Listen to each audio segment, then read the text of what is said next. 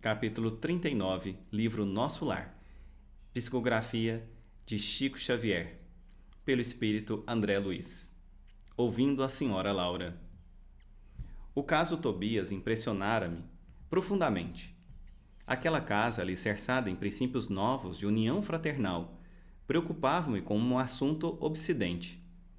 Afinal de contas, também ainda me sentia senhor do lar terrestre e avaliava quão difícil para mim próprio seria semelhante situação. Teria coragem de proceder como Tobias, imitando-lhe a conduta? Admitia que não. A meu ver, não seria capaz de aborrecer tanto a minha querida Zélia, e jamais aceitaria tal imposição por parte de minha esposa. Aquelas observações da casa de Tobias torturavam-me o cérebro. Não conseguia encontrar esclarecimentos justos que pudessem satisfazer-me. Tão preocupado me senti que, no dia imediato, deliberei visitar Lísias num momento de folga, ansioso de explicações da senhora Laura, a quem votava confiança filial. Recebido com enormes demonstrações de alegria, esperei o momento propício em que pudesse ouvir a mãezinha de Lísias com calma e serenidade. Depois de se ausentarem os jovens, a caminho de entretenimentos habituais, expus à generosa amiga o problema que me apoquentava, não sem natural acanhamento. Ela sorriu com a grande experiência da vida e começou a dizer: "Você fez bem em trazer a questão ao nosso estudo recíproco. Todo problema que torture a alma pede cooperação amiga para ser resolvido." E depois de ligeira pausa, prosseguiu atenciosa: "O caso Tobias é apenas um dos inumeráveis que conhecemos aqui e noutros núcleos espirituais, que se caracterizam pelo pensamento elevado. Mas choca-nos o sentimento, não é verdade?" Atalhei com interesse. Quando nos atemos aos pontos de vista propriamente humanos, essas coisas dão até para escandalizar. Entretanto, meu amigo, é necessário, agora, sobrepormos a tudo os princípios de natureza espiritual. Nesse sentido, André, precisamos compreender o espírito de sequência que rege os quadros evolutivos da vida. Se atravessamos longa escala de animalidade, é justo que essa animalidade não desapareça de um dia para outro. Empregamos muitos séculos para emergir das camadas inferiores. O sexo participa do patrimônio de faculdades divinas que demoramos a compreender. Não será fácil para você, presentemente, a penetração no sentido elevado da organização doméstica que visitou ontem. Entretanto, a felicidade ali é muito grande, pela atmosfera de compreensão que se criou entre as personagens do drama terrestre. Nem todos conseguem substituir cadeias de sombra por laços de luz em tão pouco tempo. Mas temos nisso uma regra geral? Indaguei. Todo homem e toda mulher que se tenham casado mais de uma vez restabelecem aqui o núcleo doméstico, fazendo-se acompanhar de todas as afeições que hajam conhecido? Esboçando um gesto de grande paciência, a interlocutora explicou: "Não seja tão radicalista. É indispensável seguir devagar. Muita gente pode ter afeição e não ter compreensão. Não esqueça que nossas construções vibratórias são muito mais importantes que as da Terra. O caso Tobias é o caso de vitória da fraternidade real, por parte de 3 almas interessadas na aquisição de justo entendimento.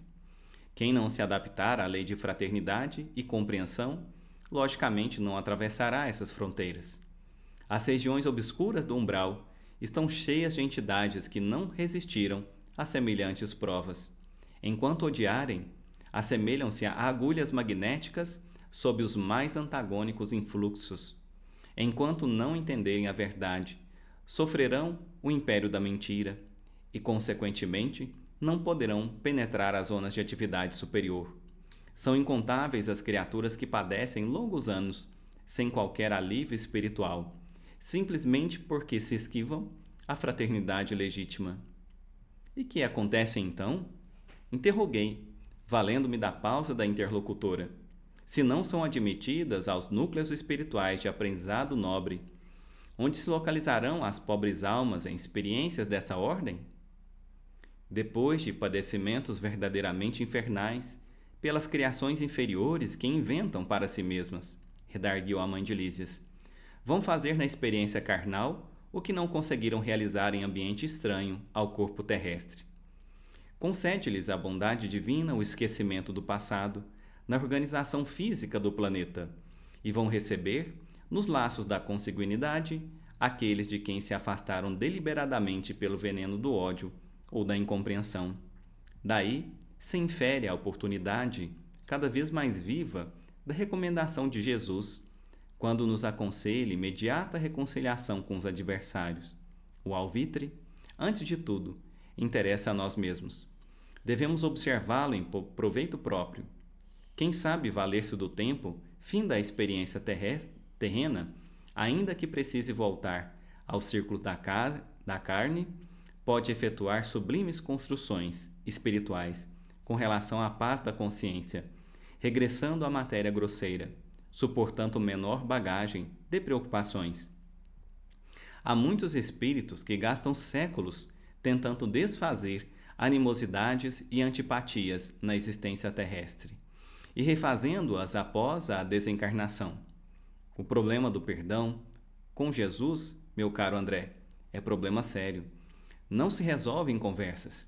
Perdoar verbalmente é questão de palavras, mas aquele que perdoa realmente precisa mover e remover pesados fardos de outras eras dentro de si mesmo.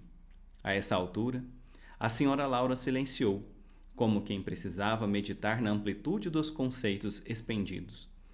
Aproveitando o ensejo, aduziu: a experiência do casamento é muito sagrada aos meus olhos.